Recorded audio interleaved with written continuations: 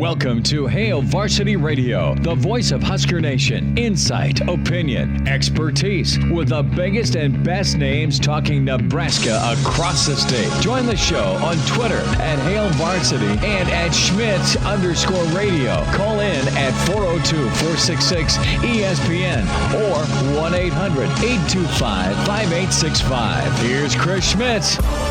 Welcome to it. Great to be in with you on a Wednesday. It's Hail Varsity Radio, presented by the Nebraska Lottery. Chris Schmidt, Elijah Herbal. Plenty of football to get into with Nebraska and Northwestern. Maybe some NFL thoughts as well.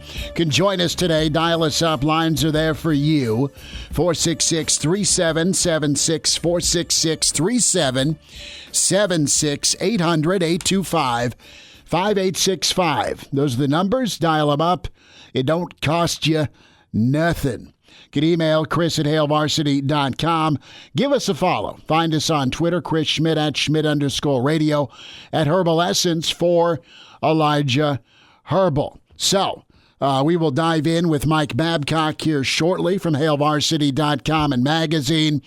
We will rip Mike Schuhart away from the putting green out at Wilderness Ridge. Remember, we are there Friday. Happy hour with Hail Varsity. Going to be incredible weather. Jay Moore is joining the show. Mike Schuhart joining the show. Elijah will be chained back here at the studio while we'll be out on the deck at Wilderness Ridge. 75-degree, beautiful Friday. We'll take pictures of it for you, Elijah. We might even open the shades up so you can peer out. That's just a very frank and disgusted look you have on your face. The eye contact is not pleasant right now. So we'll be out there Friday, happy hour with Hail Varsity, Wilderness Ridge 4 to 6. Friday, tomorrow, we're in the rail yard for the food truck showdown that gets going, which will be sweet. So we'll be down in the rail yard 4 to 6 tomorrow. Socially distant, of course. So that's a little housekeeping. Brad Edwards in 1 hour. Awesome weekend of college football. And time for you also this hour and next hour. So let's get into some of the coaches today. As you had Coach Chinander, you had Coach Greg Austin on the offensive line, and Coach Travis Fisher in the secondary. All three big assistants for Coach Frost, and a lot of pretty interesting takes here. But think about this, and I love talking like signature plays. What do you do? What do you do well? What do you do a defense knows is coming and still can't stop, right? I mean, that is the definition of bread and butter. And I love it when linemen talk about bread and butter. Elijah, you used to like to eat. You're a big bread and butter guy. Yeah, you're a big bread and butter guy. I don't know if you're a wheat bread with the crust on type dude, but bread and butter is so simple but so awesome. And that's what you want out of your offense, right? And just growing up watching Nebraska football, as long as I can remember, man, it was option, it was short side, and it was a fake to the fullback. It was a quick pivot by Steve Taylor around, and he'd either pitch it off to Kenny Clark or he'd keep and take off down the sideline, right? I mean, Turner Gill, of course, scoring explosion. But Nebraska's bread and butter for years was the ground and pound run game, where you'd have Rozier in the backfield, and it'd be that quick snap. Remington would fire off and kill somebody, and you just toss power pitch, or it was option back to a guy like Rozier or a Dubose, or you go through the 80s, the option game with Frazier and Lawrence, Frost and Amon Green. It was awesome.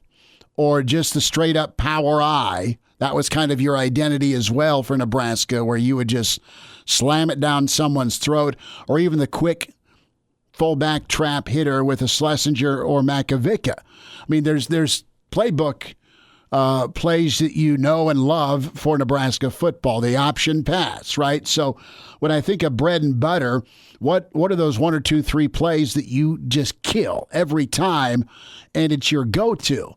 And right now, as I look at Nebraska's offense, It's not that they can't have one or don't have one they're working on. It's just not real evident, right? I mean, what do we take from Ohio State? What do we take through the first 2 years of the Frost era? And I think it's kind of got to be some quarterback run. And if that's it, that's great. But to me, that's what's been most successful for Nebraska. And, you know, I'd like to see that spread formation where you outflank the defense. And I think you've seen kind of that outside zone home run. You saw it with Ozigbo. You saw it the last half of last season with Mills, specifically the Wisconsin game where Mills had get the handoff out of the shotgun, hit the outside shoulder of the tackle, cut it, and go. And you know what? I think that's what, you know, the zone run game is your bread and butter. And Nebraska's really trying to perfect that. I'm anxious to see how well that can work, right, against a Northwestern front seven. Looking at the Northwestern statistics, their linebacking core is impeccable. They lead the team in tackles. I mean, it's A, B, and C. Your top three tacklers are your linebackers, so that says a lot about your defensive line. You know, it's going to be a kind of a slugfest on Saturday. And I'm thinking Nebraska's offensive line is up to the challenge, but what is that bread and butter going to be on 3rd and short against Northwestern? Is it going to be Adrian or Luke keeping and the quarterback run game, or is it going to be Mills with some more hammer time? Nebraska ideally wants to lay into people and tire somebody out by that fourth quarter. We'll get some thoughts from Austin here with just what riches Nebraska has on the offensive line. But that's something to chew on. What will Nebraska's bread and butter become this season and beyond with this offensive line group and the run game? And that'd be interesting to go back and look at Scott's offenses at Oregon and UCF and go track and see what runs were called the most, because I think there's two separate bread and butter. It was that inside zone. I mean, think of the backs Oregon had, right? I mean, you had the fast little dude that would hit the edge and go, or you had Freeman. I mean, that guy was starting as a freshman. Now he's in Denver with your Donks, and he'd get downhill between the tackles. Yeah, and Royce Freeman reminds me of that Dedrick Mills type back, just about to a T.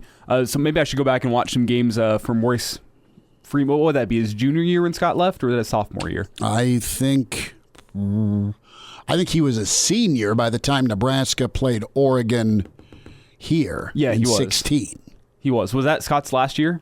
No, because Frost he was gone. He was just gone. Yeah, so it would have been his junior year. I'll go back and study that. But I think there's 16, 17, he was at Central Florida. But yeah. But I think there's also the aspect of bread and butter is different when you look at the pass game as well. There's a coverage that can pretty much shut down every single route concept out there. The right coverage, man. Yeah. But like, you know what I'm saying, right? Sorry to be a-hole, but no, yeah, it's called hybrid safety. It's called Jabril Peppers. It's called just having freak athletes on defense. It's called having a guy off the edge to rip your quarterback's head off, so by step 3 he's dead. But I see it more as bread and butter in the pass game is who is that guy that you're going to? Who's the guy you're going to be looking for in the pass game on 3rd and 6? Everything else is broken down. You need a play. Who's the bread and butter guy as opposed to a bread and butter play? And that's what I think we need to emerge for Nebraska this season. Is it Wandale? Is it one of the perimeter threats? Is Omar Manning going to step up as the year goes on? I think you also need a bread and butter guy in your pass game if you want the run game to be successful. Yeah, you know, you're so right. Who's your Ed McCaffrey? Right, on 3rd and get it to the sticks at 3rd and 7. Tight end was pretty prominent against Ohio State. There was no week 2, no game 2 against Wisconsin. So, yeah, from a bread and butter standpoint, what can you get for Nebraska? Let's hear from Coach Austin as he's able to dive in a little bit and his impressions of that Northwestern front seven. And they're gap disciplined. I mean, those guys are gap disciplined. We talk about the defensive line. They very rarely ever get out of gap, get moved out of their gap. And then certainly you talk about the backers, man. The backers are the strength of their team. The backers are, the guys that have started, basically it seems like 4 years in a row. Number 51, number 42, number 28. Those guys, are really good players, and they have a good feel for the gaps that they need to work downhill through. And those guys play a physical brand of football, and certainly we got our work cut out for us. And that's what you see all over the film from the last couple years. Not just the first 2 games they've played, but they're a pretty strong and stout front. Against whomever they've played. Some really good rushing offenses in the Big Ten. Those guys have been able to manage and do well against a lot of really good teams in the Big Ten. It's not only that Northwestern's shutting you down to about 70 yards a game rushing the football, but from a defensive standpoint, I mean, they have 6 interceptions, 7 total turnovers in 2 games. That's how they're going to win. You're going to screw up. They're going to get a short field. They're going to hang around. They're going to make tackles. I think they've only forced a couple of fumbles, but they've taken care of the football. So when we look at Saturday, does Nebraska start to emerge with that bread and butter mentality of a run play game or person? And, in Nebraska, you want the guy behind center to be that difference maker, and you've got a couple of options if you're Nebraska. I think Adrian can have a big game. Got dinged last year against Northwestern, played pretty well against Northwestern in Evanston. I mean, Nebraska put up enough points to win that Saturday in Evanston. But more from Greg Austin here. This kind of veers off a little bit of his responsibilities. How was game 1 as run game coordinator? And there really wasn't much different to what he had been doing, but he's kind of keeping Nebraska's offense and run game on track. Here's the blueprint, here's the plan, here's what we want to do running the football. He's more of a title, than an actual in-game, direct responsibility.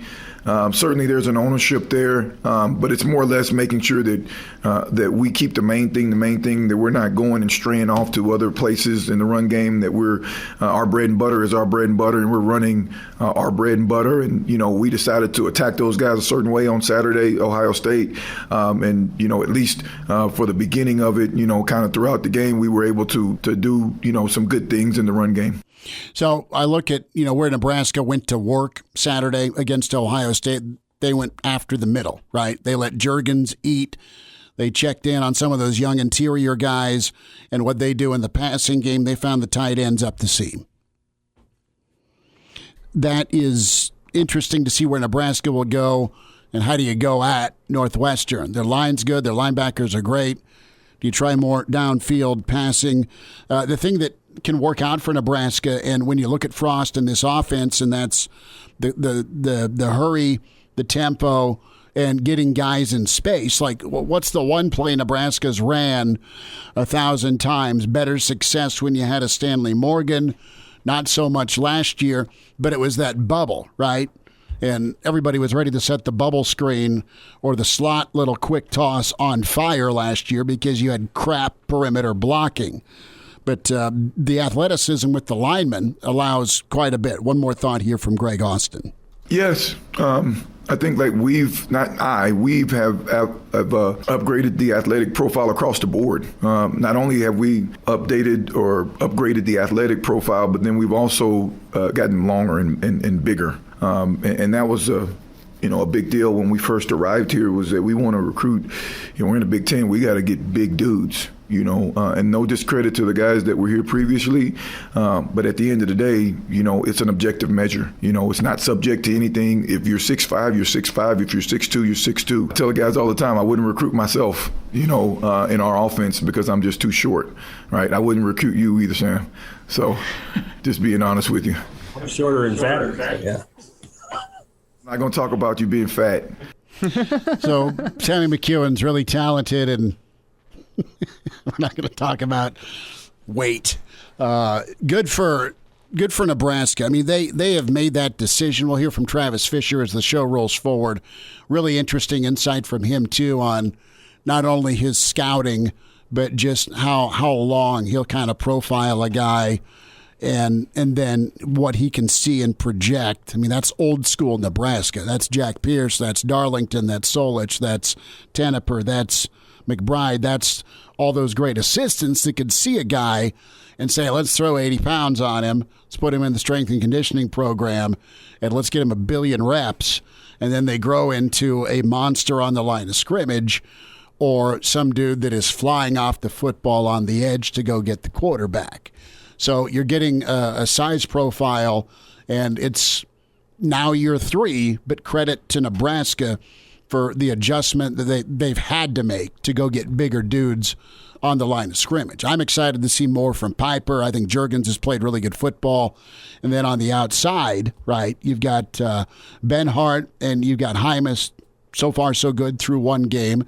And then I think you'll see a good game from Farniok, too, against, kind of a blue-collar throwback front, 4-3 defense from Northwestern. And it's interesting to hear Greg Austin talk about the athleticism of his offensive line. It seems like something that's not talked about all that much, the athleticism of offensive line. It's a difference maker. But in a zone blocking scheme, whenever you're overtaking guys, you're reach blocking, you're getting up to second level just to get yourself 4 or 5 yards. The athleticism is huge, especially against the fast linebackers you're going to see in college football today. You just nailed it, and you know it because you played offensive line, and you got to be able to move. It's one thing to be big, but you got to be able to move and get your hands on people.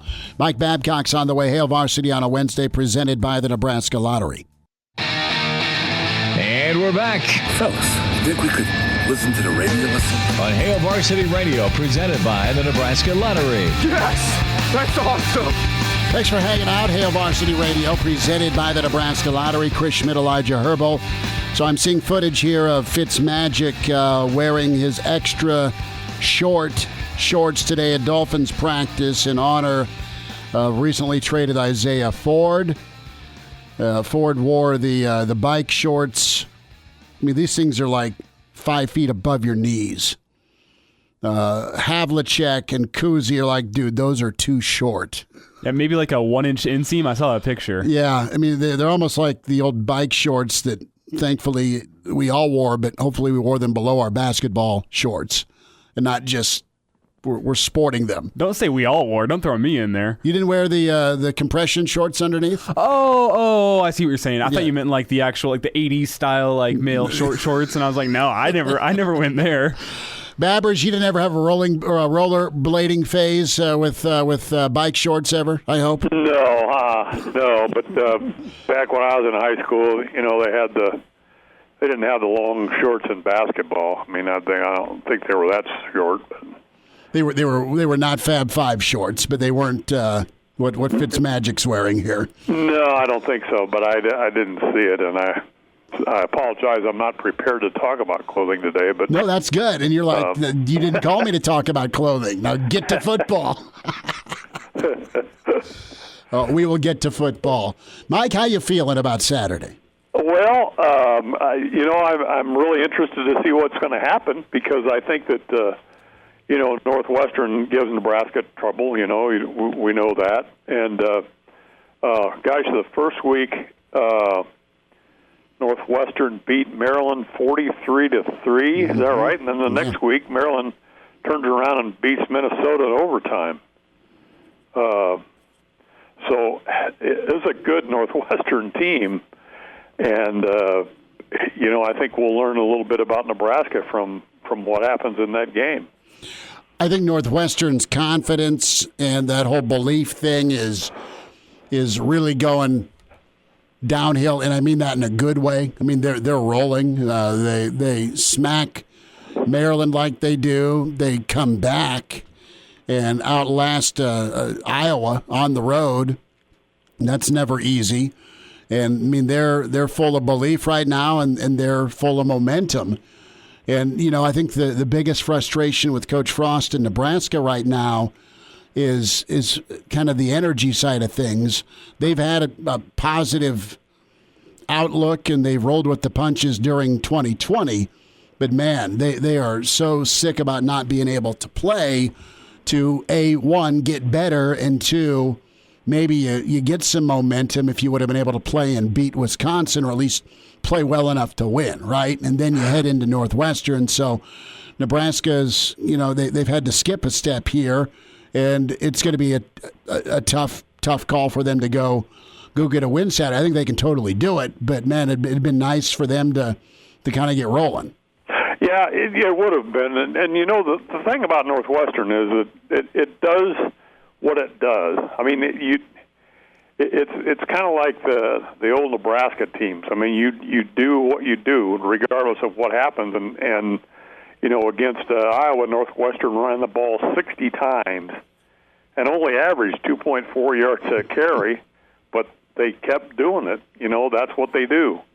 And, Nebraska needs to get to that point that, it's clear what Nebraska does, and then you do it well because that, you do it over and over and over again. And like you say, you have to be able to do it in games. You have to have that game experience. It's tough to lose a game the way Nebraska did. It's too bad they couldn't have at least scheduled a non-conference game in there. But that's the thing that's concerning, I guess, about Northwestern is that it's committed to playing a certain way, and that's the way it plays. And, even if it's not necessarily clicking in the way that it would want it to do, it continues to do that.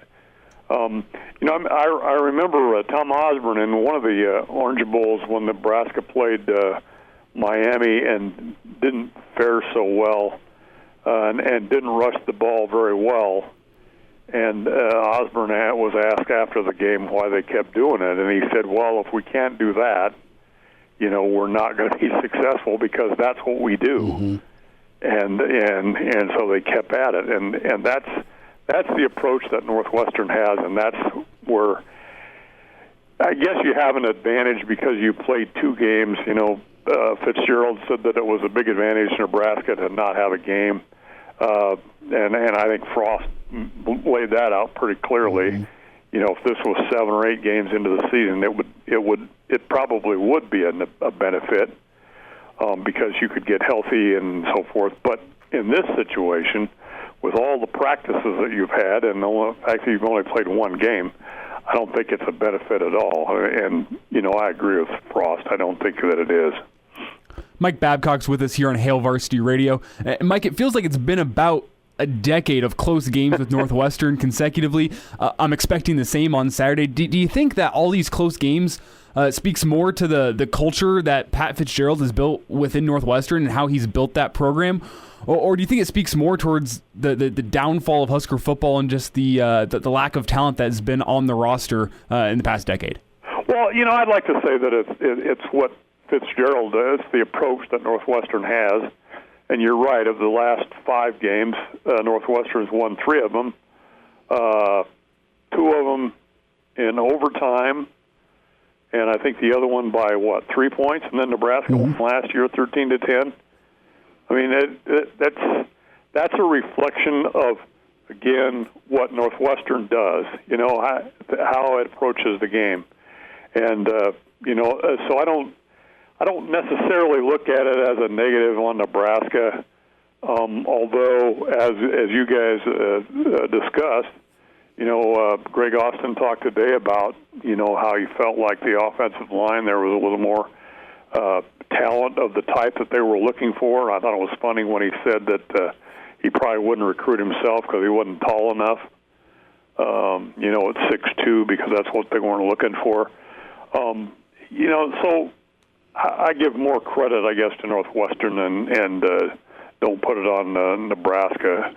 But again, it comes down to having a plan, preparing that plan, and then sticking to it. And I hope that Nebraska can get to that point. If it's an upbeat, fast tempo offense, then that's what it needs to be. And you have to be comfortable with it, and you have to stay with it. Mike Babcock's with us. A couple more minutes. HailVarsity.com and magazine at MD Babs on Twitter. So, Babbers, we were talking bread and butter just because not only is it awesome to eat, but it's also a phrase, a beloved phrase that it's your go-to, right? And whether it was the power toss with Rozier and Steinkühler and Remington or Steve Taylor around the edge with some option, or Frazier and Phillips or McAvey. I mean, go through the plays that bring back, kind of illustrate Nebraska football. So what do you think Nebraska's bread and butter has been on offense in the Frost era? What's the signature player? What's their go-to? And Elijah and I were talking about it. I'm like, well, it's had to have kind of been the quarterback run. That's where they've been most successful, or that's in some of the wins of the big games. It's been Adrian making a play with his feet, or it's been somebody blocking on the edge for Stanley when he was here. Yeah, well, and that's when Adrian was a little less than healthy last season and had kind of a down season compared to what the expectations were. And I want to qualify that because it was the expectations. He had an okay. I thought he did okay, but based on expectations, it wasn't quite up to par, and that's understandable because he was less than healthy, 100%. But yeah, you're right. And I don't think it can be that way unless, again, if that's what Nebraska committed to doing, then fine, let's go with it. But I don't think that that's the way you want to approach it. And I thought that Dedrick Mills would be more of a factor in the first game, and I still think that there's a chance that he will be. But again, you have to get to the point where this is what we're going to do, and we're going to do it well, and we're going to stick with it, and that's our identity. And right now, I don't know if we see that. I think they're on the verge of probably finding one. And I think of a Zigbo and I think of Mills' second half of the season where they were really popping some of those zone run games, run plays. I think that's where they'd like to go. And I think the athleticism on the offensive line allows Nebraska not only the physicality but the athleticism. They can do a lot. Babbers, are you worried about quarterback run by Northwestern just because of what type of dude Ramsey is? He's had success against Nebraska. I think he's 19 carries, shy of 75 yards, ran a little bit more against Iowa, ran for his life probably a little bit more against Iowa, but pretty efficient 7 for 43 yards against Maryland. Is that something that you got to be concerned with on Saturday if you're Nebraska's defense? Well, you're aware of it, and so you prepare and you deal with it through preparation. I mean, that's the thing. It's not going to be a surprise. You just prepare that way. And I think, again, Nebraska probably has the guys to deal with it. Mm-hmm. You prepare for it. And, I hope Nebraska is aggressive on defense. I think that's important. But against a team like Northwestern that's going to run it 60 times and only not averaging a lot of yardage, but stays with it. And I think he threw 18 times in the game. That's what you have to do. Prepare for that.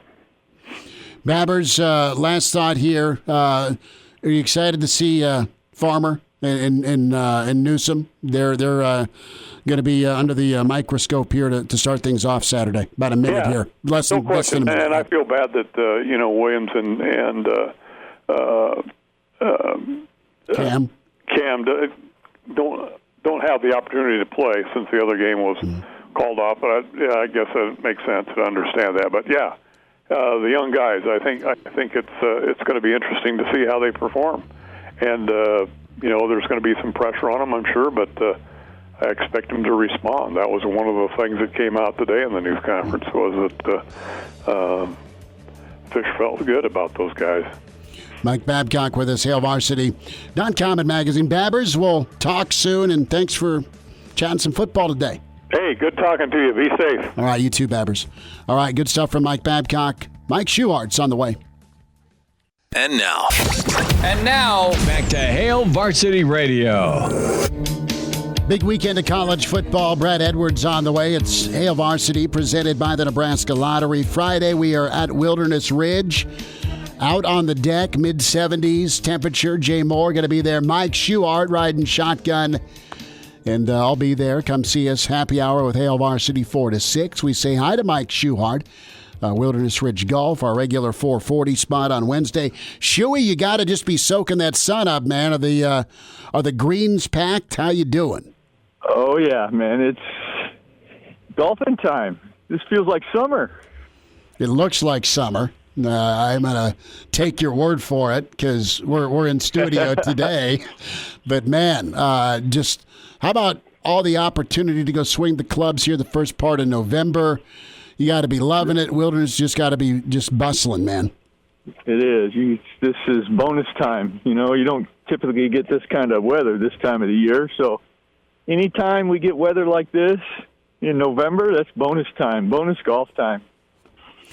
Well, that is good. Are we going to get bonus time Saturday, another overtime thriller with Nebraska Northwestern? Let's get into football before golf. How you feeling about Saturday?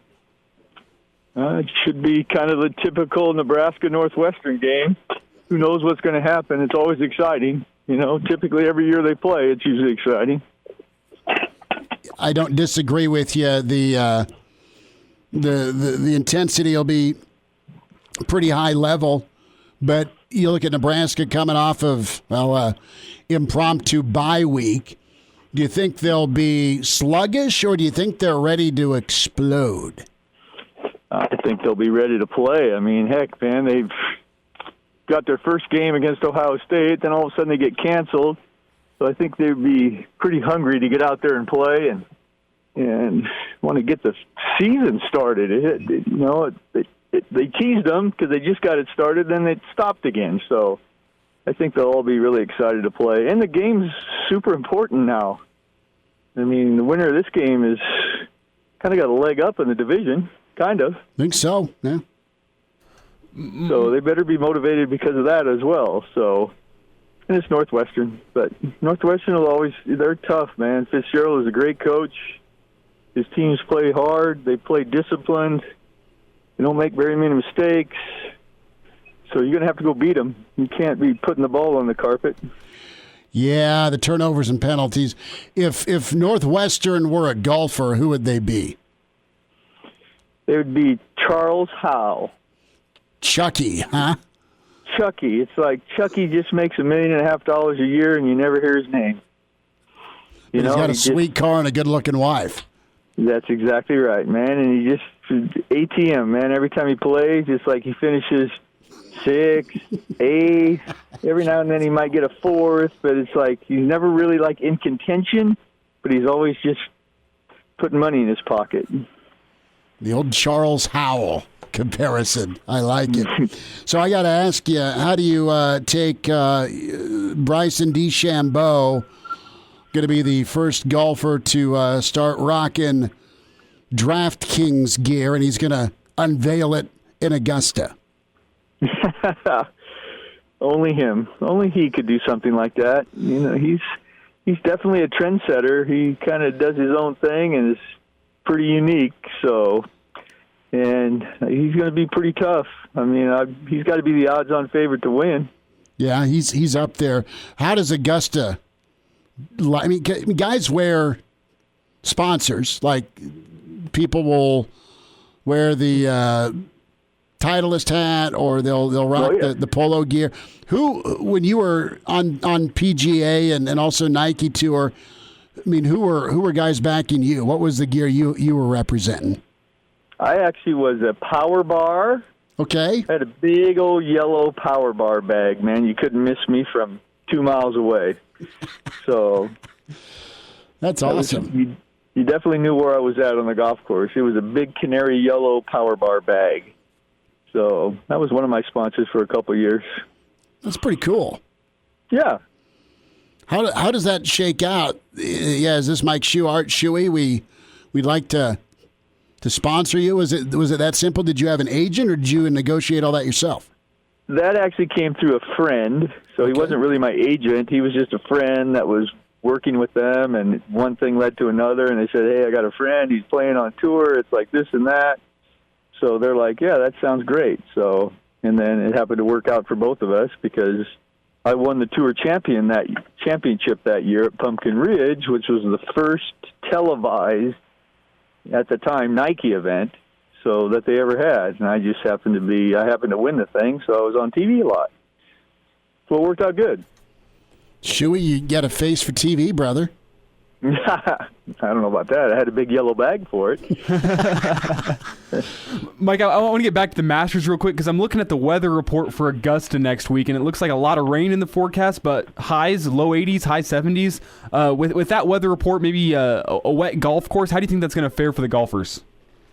It'll definitely be different because it's going to play a lot longer than it typically does. I'm assuming this time of the year, forecast, they're getting a little lucky with the weather because, man, it can be cold this time of the year. So it doesn't look like they're going to get that. Looks like they're going to have to play in a little rain. So that golf course will play a little long, but with Bryson hitting 430-yard drives. That's nuts. That's nuts. You can't make the golf course long enough. So in DJ, he'll be right up there with them. So, and it helps the players because anytime they get a bunch of rain, the greens get more receptive, so they get a little softer. They can't get them quite to the speed that they would like, So the greens are always really fast anyway, but if a bunch of rain, that'll slow them down a little bit and make them soft. Anytime you give those guys soft greens, and they just throw darts at it, so... Mike Schuart's with us, Wilderness Ridge Golf. Shuey's out at Wilderness. We'll be there Friday, happy hour with Hail Varsity, 4 to 6. Come see us. Jay Moore's going to be out doing the show. Shuey's doing the show. And I'll be there out on the deck. Beautiful, phenomenal golf weather out at Wilderness Ridge. And Shuey's out there for you. So, Shuey, about a minute here, but... your takeaway, Phil, going to kind of up his driver to 47.5 inches. Regulations 48. Do you think that'll add the extra pop he needs to carry the bunkers? He definitely will, but can he hit it on the planet? That's the key. The longer it gets, the easier it is to hit it offline, and he's pretty good at hitting it offline already anyway, so we'll see. Yeah, that's the thing, man. I mean, what's the secret to controlling your driver? Man, the faster you go, the more precise you have to be. So, that's just the physics behind it. So, if your face is 1 degree off at your ability to hit at 400 yards, your ball is going to go way offline. So, you better have your precision aspect of it on. So, it's just that guy that gets into his groove. If Bryson gets into his groove swinging that hard, he's going to make that golf course really short. So, if his wedges are on, he's going to make a lot of birdies. That'll be pretty good. Shuey, have a good rest of your weekend. And folks, go see Shuey. Get that golf game tweaked the appropriate way with Mike Schuart, Shuey out at Wilderness Ridge. Shuey, we can't wait to see you on Friday, bud. Thanks again for having us. You bet. Can't wait to see you. Got some good weather for us, too. You keep ordering that up, dude. See you, man. See ya. All right, there he is, Mike Schuart, Wilderness Ridge Golf. Phil's got to keep it on the planet. Pretty good. We'll wind down hour one. Hail Varsity, presented by the Nebraska Lottery.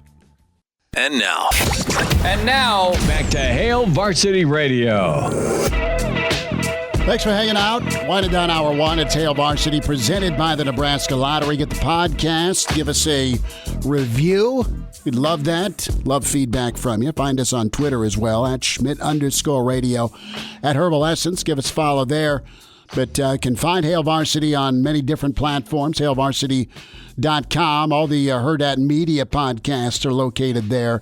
But also on iTunes, Spotify, Google Play. But subscribe, download, and enjoy. Reminder about your friends at West Blue Realty. You might be moving in 2020. Maybe you have found that house, or you're looking to move. Maybe you need some more room. Maybe you want to upgrade. Look, it's all possible with West Blue Realty. They specialize in residential home sales in Lincoln and the surrounding communities. And when you mention Hail Varsity, they can get you up to $1,000 off the closing of your next home purchase. Give Tom Luby a shout, 402-540-3768, or Kelly Hofschneider. Kelly can help out as well at 402-202-2312. It pays to work with West Blue, westbluerealty.com. And they're located in Lincoln, 1120 K Street, Suite 200. So if you're coming to town, although you can't attend, for Penn State next Saturday. Might swing on by West Blue. Also, do you have ag land you're looking to sell? West Blue Realty is just fantastic with that. They have an auctioneer. They can handle live auction, seal bids, and, of course, general land listings. And West Blue Realty has sold land all over the great state of Nebraska, Lancaster, Seward, Otoe County. They can handle a large radius. WestBlueRealty.com. So we spent a little bit of time about AB, Antonio Brown, now active for Tampa. He has been humbled mightily, and he's absolutely grateful to be back in football. Quarterback change is coming for the Cowboys against Pittsburgh. It will not matter. Your best hope is to run Zeke 48 times with that offensive line, and Pittsburgh's the best defense in football right now. Good luck and God bless. So interested to talk coaching, carousel, and I know there's some teams just starting up in the Pac-12, but Brad Edwards is less than 10 minutes away. We'll get his take on Nebraska, Northwestern, the lineup of games this weekend. And you have two coaches. Yeah, Hugh Freeze killing it at Liberty. Whatever you think of Hugh Freeze, and guys made some mistakes. He can coach football. He can recruit football. And then you have Steve Sarkisian, who's just crushing it with elite talent at Alabama. But the point of the fact is the guy can work with Saban and stay sane. So those two guys are names you're going to hear on the radar. And we'll see how USC's job, and I know Sark's been at SC, so I'm kind of taking him out. But more so, is the SC job going to be in play in COVID 2020? Is the Texas job, big win by Texas last weekend to go take care of business in Stillwater in overtime. Had to have it. But now you got West Virginia and Coach Neil Brown coming in. West Virginia is a really good football team, and he's a really, really good coach. So it'd be very Texas of them to step on it. And we've also got Michigan, possibly on the hot seat after a loss to Michigan State. I don't think Harbaugh, I know his contract's not been extended, so it's not as painful of a buyout when he's making $8.5, $9 million. I think Harbaugh is just ready to go back to the NFL. Yeah, Iowa too. 0-2 after the events of this summer. Yeah, there you go. That's a good take.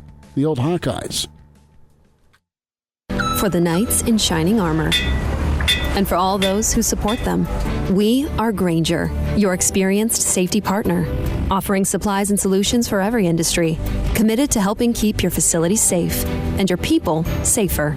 Call, click Grainger.com/safety, or just stop by. Grainger, for the ones who get it done.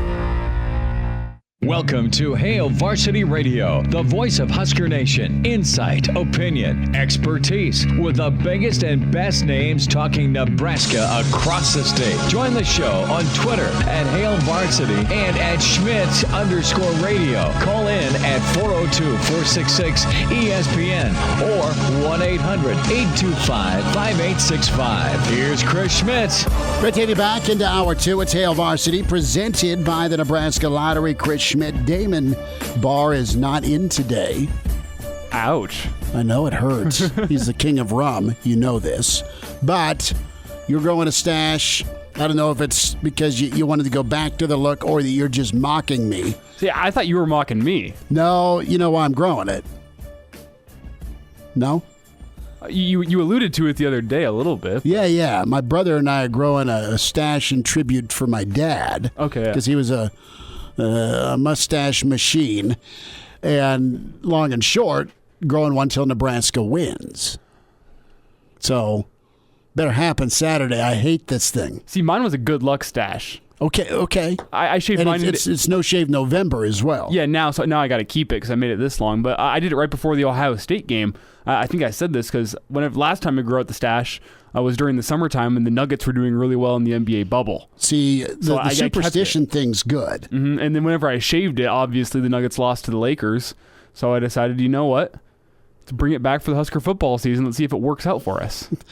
It hasn't worked great over 2 weeks, though. Is there a superstition? Did you have a superstition for Nebraska football as a kid or as a college student? Do you have a special chalice you drink your booze out of? Do you have It's got to be Fairbury brand hot dog on the grill, or do you have a special group of dudes you watch the game with? I mean, something like that? No, maybe that's why we've been losing a lot. Maybe I had some superstition as a kid and I forgot about it, but I can't think of any Husker football superstitions, really. My dad's got a good one, and that's whenever they're doing well, he stops watching them. Really? Well, because he thinks he'll jinx them? Yeah. Oh, big time. My dad's a big Broncos fan. I remember back in the day, he missed a couple of AFC Championship games because he turned them on and he didn't like how they were doing early, and he thought they'd play He was better. the problem. Yeah, so he'd shut them. That's his superstition. So he's a big time stop watching the game as soon as things start to get a little bit dicey. But nothing for me. No, this is cool. The part of superstition in Nebraska football is very real. There's a retired, and this sweatshirt, I swear, is from the 1970s. And it's a old gray Champion Nebraska sweatshirt that was my dad's, and he wore it through the 70s, wore it through the 80s. I took it in the 90s, and we were all going as a family, and it was awesome. And then I took it with me to college. I mean, this thing's had blood and puke and boo. I mean, it's had everything spilled on it, and it survived. Now it's just retired. So, but yeah, the plan Saturday is to do the weekend show, 7 to 9, and then go watch the game with great grandma. So she is demanding Lazari's, which is sweet. I'm like, all right, grandma, we're getting it handled. So I don't know if we do the spicy chicken or if we just go with the honey cut Hawaiian for her, but that's what we're looking at. So we'll dive into some college football thoughts here with Brad Edwards shortly. We'll hear more from Coach Chinander and Coach Fisher on Nebraska's defense against Northwestern. Let's bring in college football insider Brad Edwards, ESPN analyst at JBradEdwards on Twitter. Brad, awesome weekend of college football. And I want to start off, though, with, we were just talking superstitions. Do you have any superstitions growing up as a college football fan for the team you rooted for? Oh, not that I remember. My dad went to Mississippi State, so that's who I grew up rooting for. And the only tradition was expecting them to lose. So I don't think there was anything that I felt, okay, if I do this, they're going to win. If I don't do this, they're going to lose. Whatever it may be. It was. You're just hoping for them to be competitive and then win a game every now and then. So where did the cowbell come from, or was that there? When you were growing up? Yeah, when I was a kid, I had a cowbell. I don't know where that tradition started, but I had one, and I remember in high school, my senior year, I took it to a game, and actually that wasn't my senior year because I was playing my senior year. I don't know what year, but anyway, I took it to a game, and they lost. And I knew I wasn't going to college there, and so I just left the cowbell there in my seat. I was like, that was going to be my final game as a Mississippi State fan. So I just left the cowbell there. You know what? You just said, all right, I'm done. You went to Alabama, right? You said, I'm not taking this. I went to Alabama, and it's funny. My dad, it took about 2 weeks of my freshman year to get 2 games into the season when my dad decided that, you know what? I'm going to start rooting for Alabama because they win, and since I'm sending some money there, that I can justify the connection. So, I wouldn't say he bailed on his alma mater, but it didn't take a lot of arm twisting to get him to root for a team that was winning. He just upgraded, right? I mean, he did. That's the way to do it. Brad Edwards with us. Hey, and by the way, if you ever see that clip, most years they'll show it during the Egg Bowl. It was the 1983 Egg Bowl. Okay. They call it the Immaculate Deflection. It was Mississippi State had a game-winning field goal attempt. It was only like 28 yards, and the wind was blowing. I mean, it was like almost like hurricane-type gust in the face of the kicker, and he hit that thing from, short yardage, and it got about even with the crossbar, and it blew all the way back, and it landed basically on the goal line. Wow. It's how far it got blown back. Even from that short range, I was there with my dad at that game watching it, and so that was the most memorable. I remember there were a lot of losses I suffered through, but that was the worst one that I experienced in person. So next time you see that, just remember, little Brad Edwards was there in the stands, and I'm sure I cried afterward. That's what we did. The Almighty went Matumbo. This is what happened. Oh, yeah. Right? He just all of a sudden the wind came nuts. up and blew it back. Google it, because for many years I told that story, and I started thinking, you know what, maybe this is one of those, fish stories. Like, every year, like it, and it was. I started thinking, like, it was probably like 40 yards out, and the wind played a very small part. And then I Googled it one year, and I found it. I was like, it's even worse than I remember. Like, it's amazing to watch. Yeah, I just pulled it up, Brad. This thing, the ball is like going to clear over the uprights. Like, it's like a good 10, 15 yards over the crossbar. Up and you're good. Right? Yeah, and it just dies right above the crossbar and blows out of the end zone. It's ridiculous. One of the most ridiculous things I've ever seen happen on a football field. I don't know. I haven't seen this. That's agonizing. I mean, I remember Keith Jackson. I remember Sooner Magic. All of those heartbreakers against Switzer and company, but never. You're always kind of waiting for something bad to happen. Elvis Peacock, Keith Jackson, Dean Blevins. Go through the list, and then you say, "Oh yeah, here's this," and the wind, the immaculate deflections right up there. Yeah, it's been pretty crazy with Nebraska Northwestern. It's been some ugly games. It's been very entertaining. They've been tight. They've all been 7 to 3 points. And before we get into some ranked squads, Brad, what do you think of this weekend for Nebraska Northwestern? Because those games, man, they've had some wild finishes. Yeah, they have. Even last year ended up being being a really good. As bad as that Northwestern offense was, it still ended up being a great game. It was a close game. It was tough finish. You're right. Great finish if you're a Nebraska fan. It was a close finish. So back in the spring when we generated our first run of FPI, I was looking at these numbers. There are always a few that you look at and you're like, yeah, I don't know about that. And one of them was Northwestern at number 24 in the country. And I'm thinking, like, I don't see, like, I know their offense can't get any worse than it was a year ago.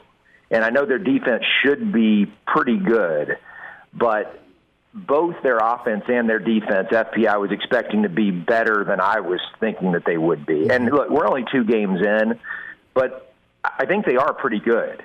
And in this particular year where we don't know what we're going to get from, really anyone outside of the top 3 teams in the country, I think – I think that obviously Ohio State in the Big Ten, and then Clemson when they're full strength, and then Alabama. Outside of those, there's not a whole lot on a given Saturday that would surprise me out of anyone else. And so I do think Northwestern has a shot in the division, but I also wouldn't be surprised if they end up, going 4-4 or whatever it ends up being, number of games played. So, but I think they are. This is a good gauge. Obviously the first game Nebraska played, you knew you weren't close to Ohio State. You were hoping you might be able to catch some breaks and hang in there and make it look respectable. It didn't happen. But this is going to be a much better test of where Nebraska is. I know it's not ideal to have to take a week off when you weren't planning to, but still, this is an opponent that, at least from an athleticism standpoint, Nebraska should be superior to. And I would say, if not necessarily if Nebraska loses, but if they lose decisively, this is when you start getting worried about where the program is. Okay. And by the same token, I would say, I would also say that if they win, that's a good win. I mean. When you first joined the Big Ten, you weren't thinking that you would often say a win over Northwestern would be a good win. But, they've been really consistent. Last year was the exception, but in most years recently, beating Northwestern is a good win. I agree with you, and the way Coach Frost and the team have been, having to take last week off with Wisconsin. They wanted to play ball, didn't happen. And then now you go to Northwestern. I think this is a completely winnable game for Nebraska because you're right about what you got with the athleticism and just when we talk recruiting, right? I mean, Nebraska's got better on-paper talent, but Northwestern's so disciplined, and that's where I'm at. Coach Frost is talking about the team's ready to turn the corner, and it's time to see it. And I think Nebraska's done well on the lines of scrimmage, so I think they can match up and do well against Northwestern. As good as Northwestern is on their lines of scrimmage. They're physical and they're smart. But this is the game for me, Brad, where you don't make mistakes on offense and you're not turning the football over and you're not screwing yourself with penalties. This is where you go play clean and let your athletes go play ball. So I'm excited to see, Nebraska do that on Saturday. Yeah, and I think the other part of it you look at is the offense for each team because, we've all been waiting for that Nebraska offense to finally break out. And is it year 3 now for Frost? I'm trying. And the same thing for Martinez, and we're waiting for that sign that, okay, now everything's clicking. If this ends up being the type of game where Nebraska's still not clicking, and Northwestern is a good defense, but Northwestern, if their offense is clicking, then you're like, okay, what are we doing wrong? Because this was a pathetic offense last year. They bring in a new coordinator and a transfer quarterback, and now all of a sudden, they're better on offense than we are. I'm not saying that that's what's going to happen, but if that does happen, that's when you really are going to start to get a lot of unrest over okay, what's going on here in Lincoln. So I think it's a big game in that you're going to learn a lot about potentially going to learn a lot about where Nebraska's program is, for better or worse. Brad Edwards, ESPN Insider College Game Day. Brad, about 2 minutes here. What happens in South Bend, Clemson, Notre Dame? Yeah, I as much as I think that, everything kind of lines up to give Notre Dame a chance, I still think that they're going to struggle to make big plays. They're just not that type of offense. And Clemson, even with a few key defensive players out, I think they still have too much for Notre Dame to be able to score a lot. And that backup quarterback for Clemson is just really good. Mm-hmm. He's not Trevor Lawrence yet, but I think he's good enough to lead them to a win here. So even with Clemson not at full strength, this would be a really good win for Notre Dame because I think they're still outclassed. Georgia, Florida, elimination game. I think this will be dynamite. Yeah, it should be great, and it's obviously, big-time offense against big-time defense. We kind of saw that a few weeks ago when Georgia went to Tuscaloosa. I think the difference is that Alabama's offensive line is a good bit better than Florida's. That should help Georgia some. But Georgia's banged up on the defensive line. They're going to be without one of the best safeties in college football, and going against Florida's offense, especially with a great tight end, that's a big deal.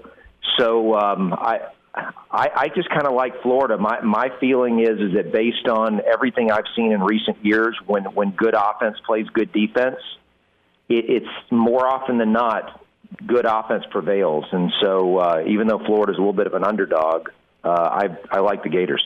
30 seconds. Are you buying BYU? I'm not buying them as a playoff contender. I think they're really good. I'm buying them as a possibly legitimate top 10 team. Okay. At least a team that should be ranked somewhere around 10. And looking forward to Friday because that's going to, if they win that game, we're going to have a lot of fun talking about BYU and maybe also Cincinnati as we go down the stretch with the selection committee. Brad Edwards with us, ESPN College Football Insider College Game Day. Brad, have a great weekend of college football. Thanks for jumping on with us. All right. Thank you, guys. Take care. All right. Brad Edwards with us. Hail Varsity Radio. We'll dive more into that Nebraska defense, their job on Saturday. And we'll hear more on some of the young pups that are going to get a shot from Coach Chenander, Coach Fisher. Hail Varsity continues, presented by the Nebraska Lottery. Chime in 402-466-ESPN or email the show, Chris@HailVarsity.com. Just try me. Back to Hail Varsity Radio. Thanks for spending time. It's Hail Varsity presented by the Nebraska Lottery. Food truck showdown down in the rail yard tomorrow. We are on site. Nick and the crew from Muchacho is going to be down there versus Rutabagas. So that thing gets rolling at 5:30. We'll be, I think I'm going to camp out on the balcony in the sunshine in front of the Hail Varsity Hurrdat office tomorrow, 4 to 6. May dirty my way into judging some food. And that'd be good. Friday, happy hour with Hail Varsity, Wilderness Ridge, Jay Moore, Mike Schuhart, me. 4 to 6 out on the deck. Gorgeous sunshine. Numbers to get in, 466-377-6800, 825-5865. Can find us on Twitter at Schmidt_radio, at Herbal Essence for Elijah, and email Chris@hailvarsity.com. That was kind of fun getting into the superstition talk.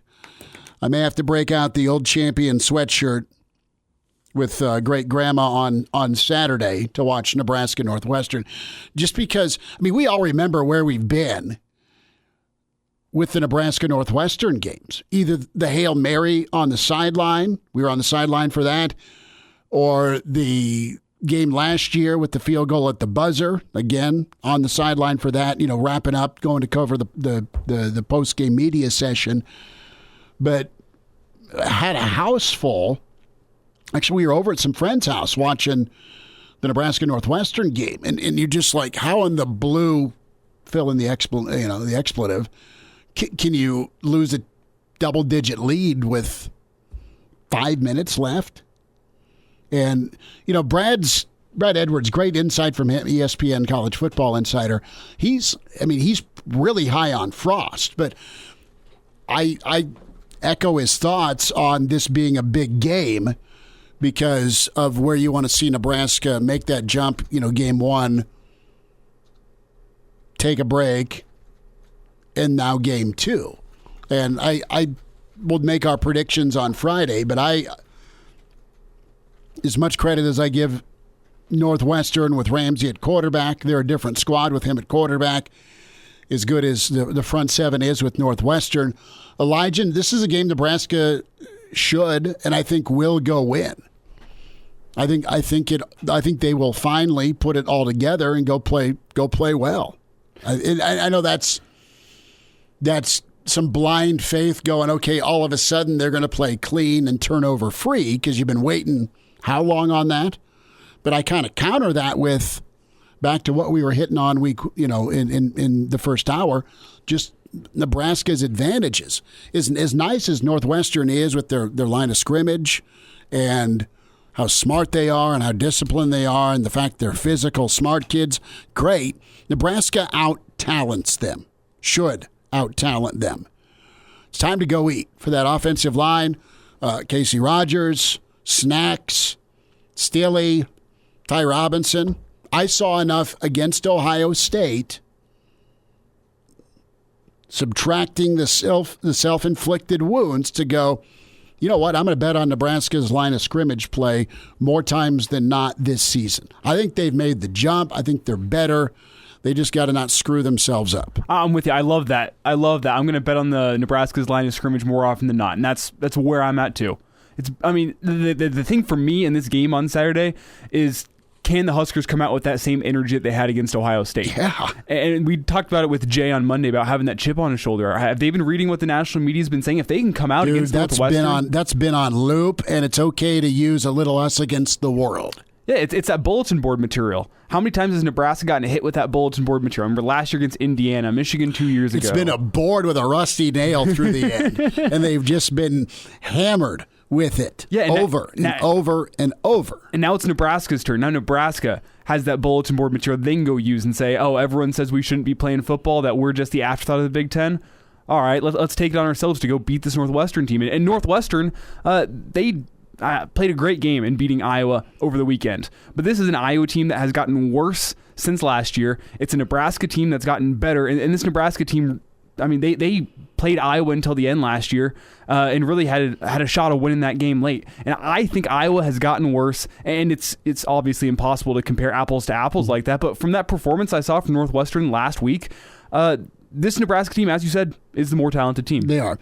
The other thing, too, is this could be a situation where Northwestern doesn't allow explosive plays, or they're good at tackling in space and kind of keeping you corralled. Flip it around. I mean, Northwestern's been very safe on offense. I mean, their longest pass play this year has been 23 yards. And they got a really good quarterback. I think Ramsey's pretty good. I think he takes them over the top. Remember Thorson they had? I mean, that guy was kind of a beast at running back, or as a running quarterback when they asked him to run it, but he could throw it. And I mean, 2 years ago, I know we were just talking about the overtime loss, blowing a lead. That team won the West, started that 0-3 in non-conference play and finished 9-5, and really hung with a pretty good Ohio State team. I mean, it was about a 2-touchdown beating in the Big Ten championship game. But Northwestern's, they went from feast to famine with just how bad it went sideways for them last year with quarterback play in the offense. That's how good their defense was last year, that they were in about every game. They just didn't win them.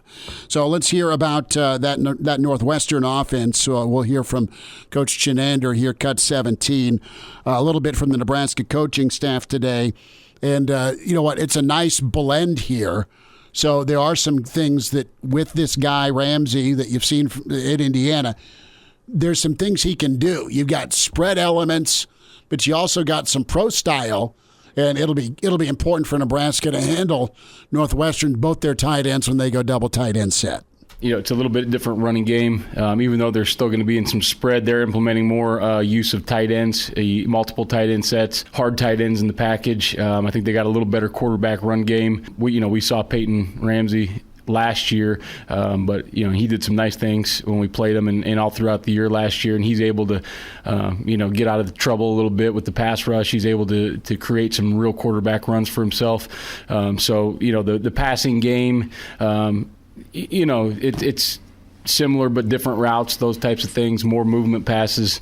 But I think Coach Bajakian has done a really good job in the first two games, and he obviously did a really good job at Boston College as well. So Nebraska's going to have to prepare for spread elements of it, the running quarterback, but also a moved pocket. And let's be honest, you've seen Justin Fields already. And Peyton Ramsey's a good quarterback, but you're not going to see that quarterback with that receiver talent again unless it's in Indy. You're just not. So it's going to get a little easier for you. But I'm anxious to see Farmer and Noah Pola-Gates. Both guys will get time, specifically in the first half, right, without Deontay Williams. Quentin Newsome, guy's super talented, very confident, freak athlete, kind of the full package of size, speed, athleticism, and talent. He's going to be stepping in for Cam Taylor-Britt. What can you expect from those young pups on Saturday? The gap that they've bridged, so to speak, is they're catching up in knowledge of the game, knowledge of the system. With some of the other guys in the room, you could always tell when they first got here. Both of those guys are super athletic. They're all physical. Miles is a really long kid, and Noah's as twitchy of a guy that's on the football team. So it was just knowing what to be and just being able to have the coaches trust them that they're going to be able to do their job, snap in and snap out. And I think that they've both taken that under their wing, and they've took that constructive criticism, and they've got in the playbook. They've got extra film study. They've taken it upon themselves to bridge the gap that they had, and they've been taking reps with the ones and twos the entire, whatever we call this thing, fall camp or fall season or whatever it is now. But they've taken reps with the ones and twos, and they've just consistently gained trust of myself, Coach Fisher, Coach Frost, and everybody else in the program. So I think those two have done a good job of taking it on their shoulders and showing us that they're ready for some Big Ten action. They're ready to play. They're ready to play, and they're ready to go play well. More from Chinander here. Nebraska's front seven versatility. They've been able to rotate some guys, but they've also been able, if you've noticed on third down, they can get some athletes in some specialized packages on the field, and more of a 4-2 look or a 4-3, and I think that could pay off for them on Saturday, getting after the quarterback and matching some athletes in space against Northwestern. that group has done a good job right now of embracing the fact that, when we're in base personnel, they're outside backers, and when we're in nickel personnel, they're defensive ends, and they still have some dropping responsibilities, but they can put their hand down a lot in the ground. So a lot more, you guys watch the film, a lot more 4-down spacing, whatever you want to call it, 4-2-5, 4-3 defense, but a lot more of that, and those guys have embraced that role pretty well, and I think we're just, you got to find a way to effectively use your personnel, and the effective way to use a lot of those guys is some hand in the ground and some standing up. So I think they've done a really great job. Coach Dawson's done a good job of teaching them when and where. So Deontay Williams, he'll have to watch. Cam Taylor-Britt will have to watch the first half. But here's Coach Chinander on, how Deontay played against Ohio State, and just that discussion you have to have with your guys in the secondary, trying to separate the football from the receiver, but also that fine line you got to walk, and the reality that there's just it's tough to play in the secondary in football nowadays, and the college football targeting rule screws a lot of things up. Yeah, I think his body's good. His shoulder's fixed. I think his shoulder's at 100%. So I don't think that's our worry right now. He's playing pretty free. I thought he played a really good football game. Everybody can get better. Obviously, every single person that's on our field has some things to clean up. But he played a good football game. He was physical. On the hit, it's a fine line. Did he take his head out of it? Yes. Did he hit in the strike zone? I thought so. Did he launch? No, but they called it, so it's, it's getting to the point where you're telling those DBs that they got to go real low, and that's just it's a shame, because I think there's a lot more injuries that come from slicing guys' knees out all the time than hitting in the strike zone where we're teaching them to hit. So, we're gonna talk to some Big Ten officials and just see how they want us to correct it. I'm not questioning their call. I just want to get it corrected and make everybody play safely and appropriately. Well, that's a good answer. Just having to have that conversation with Deontay Williams, who, man, it was just heartbreaking for him to miss last year. It sucks. He had a great hit, separated the football. Nebraska's secondary smoked those Ohio State wide receivers, and they did it legally, and they're penalized for it. Now, Cam Taylor-Britt's headbutt was whatever, but Williams should be playing for sure. And he's not, but you got a guy like Farmer that's been getting groomed. We'll continue on a Wednesday at Hail Varsity, presented by the Nebraska Lottery. He's in his 30s, but sounds like he was born with a stogie in one hand and a brew in the other. Now, say my name. It's Schmitty on Hail Varsity Radio. I got the body of a taut, preteen Swedish boy. Back with you, Hail Varsity, presented by the Nebraska Lottery. Time for a Jock Doc Wednesday. Lincoln Orthopedic Center, Dr. Doug Davis. Dr. Doug, how are you? Doing pretty good here, Chris. How are you doing? Doing well, and football is off and running. Excited to have football this weekend, and injuries are a part of the game, and paralysis is something that's very, very serious and a concern when it comes to the game of football. And Dr. Doug, a scary incident down in Oxford with Ole Miss and their freshman tight end DeMarcus Thomas, who was airlifted to a hospital after a Monday practice, and he had lost feeling. Now he's been since released from the hospital, which is great. But let's spend a little bit of time here with the Jock Doc, Dr. Doug, on Thomas and what happened with him. Yeah, so as a physician on a football field, this is the scariest thing that you run across, I think, because it happens so suddenly. And what it is called transient quadriplegia. The individual will get hit in just the right way in the head and neck area, and for a period of time, they will be quadriplegic. They will have lost complete sensation in their upper extremities and their lower extremities, and they won't be able to move. And it looks like this catastrophic neck injury. So that's why I say it's just the scariest thing that you see. and then almost miraculously, everything comes back. And in the case of this young man, in 24 hours, he's walking out of a hospital. It's really an amazing thing.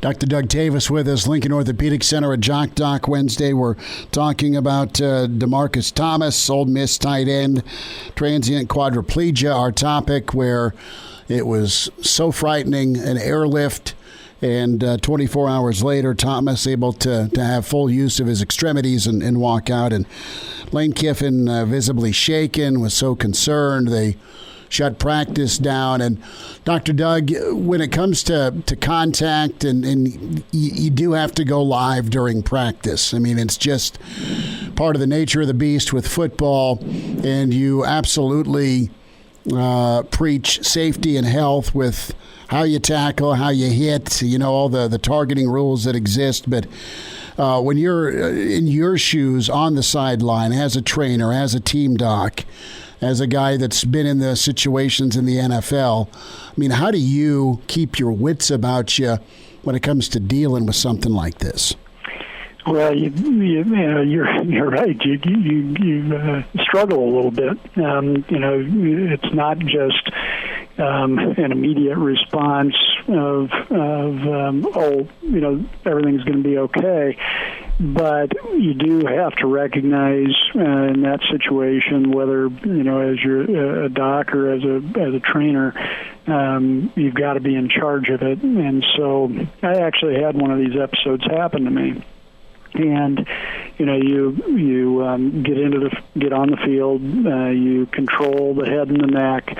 You make sure that the individual has a clear airway, because if you're dealing with a cervical spine fracture situation, and this is where there may be permanent damage, that individual could have a very difficult time breathing. So you do all the basic things that we're taught to do to maintain an airway, maintain a circulatory status if that's of concern, prevent anything further from happening by moving somebody around inappropriately, and then getting them transported. So you have a rhythm, you have a plan in place, and you execute the plan. So that's kind of how you deal with that situation. But we're human too, and just like Lane Kiffin, it's a scary deal to watch it. And he was at a point. I was just reading a little bit here on the internet. He was at a point of saying to with his own family, he doesn't care if they play football again or not. Yeah. Dr. Doug Tavis with us, Lincoln Orthopedic Center at Jock Doc Wednesday. DeMarcus Thomas, our topic, the tight end from Ole Miss that was airlifted, transient quadriplegia, our topic, and thankfully Thomas is okay. So what's next for Thomas? As you mentioned that you lose all feeling and movement for a period. It's a monster stinger is the best way I can describe it. Yeah. And are you gun shy? So basically what happens with this is that there's a level, or there's a certain amount of fluid that surrounds the spinal cord. And if under just the right loading conditions, that fluid can move down the spinal cord like a wave, like a wave that you would see in the ocean.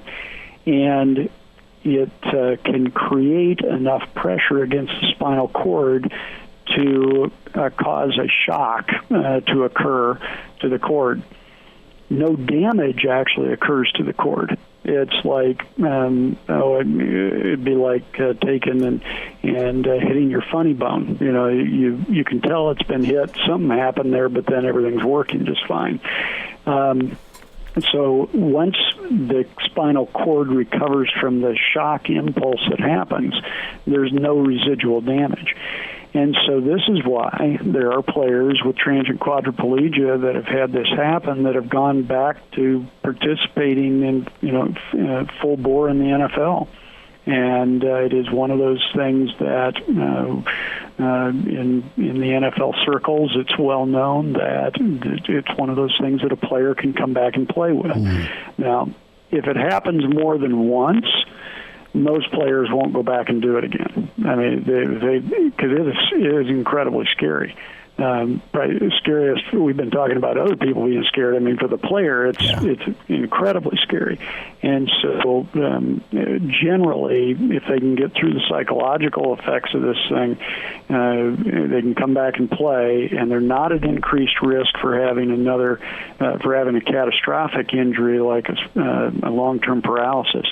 But it's so disconcerting to have it happen that many people quit. Dr. Doug, it's got to be quite a hit to jar that fluid loose, I would imagine. Yeah, it's like I don't know. Think about it a little bit like a